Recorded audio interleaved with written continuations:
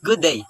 I'm Reywell Herilla from BTVTED Automotive 2B3, and this presentation will demonstrate my comprehensive understanding about our topics of contemporary world, especially about the globalization and its components. Let me define globalization. Globalization appeared in the academy on 1940s and gained widespread traction in 1990.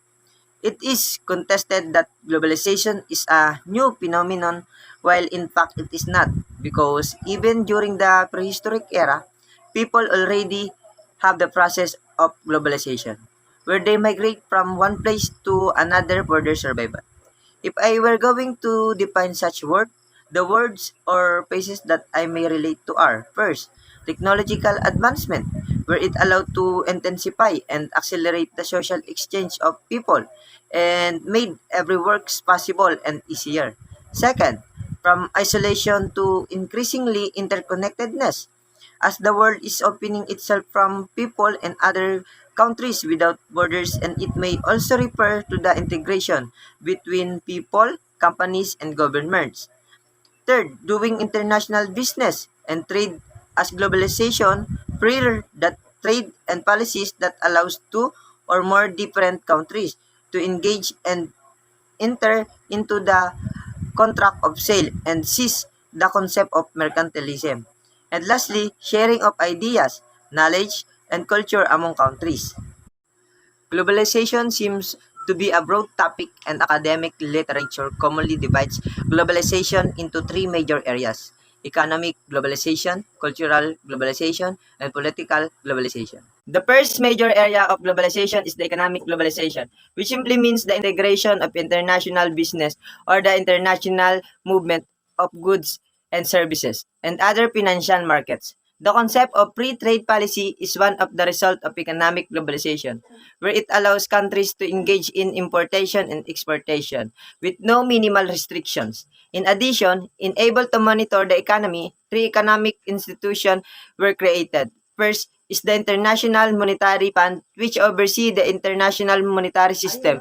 Second, the World Bank. It decreased poverty by providing financial assistance to the governments of its less wealthy members in order to boost their economies and raise its standards of living. Third, World Trade Organization, which deals to provide global rules and policies when it comes to the international business and trade and dispute settlement among countries. The second area is the cultural globalization, where we adapt the culture, ideas, and even the values of other countries, and it become part of our lifestyle or daily life. The best example of this is how food from a particular country has been adapted by another one and has been adjusted as a type of food available, such as Chinese, Mexican, Italian, Indian food, and many others. This is because of the social media, where it shows the various cultures being shared by other people all around the world.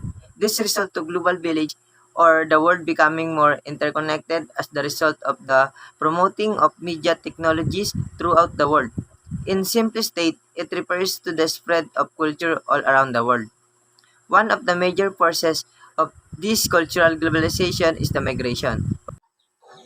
And lastly, the political globalization, which refers to the continuation of international political ties, to the degree of political collaboration between various nations. This is consistent with the idea that umbrella international organizations are more equipped to prevent conflict than individual governments. Example of this form of globalization is the establishment of multinational organizations like the United Nations, which objective is to maintain international peace and security and promoting human rights and global development. However, there has been a rise in the number of supra-territorial institution operation from local levels all the way to the global level, such the China and Russia. To end this presentation, let me share to you the short poem I made that tackle about globalization. Look how I see you from the other side. Because of the technology that we can no longer hide, globalization helps us explore, leads to the precious connection of all. We can now celebrate the power of diversity from our economy and culture that is rich in humanity. The world is opening itself to everyone to bring together the world as one.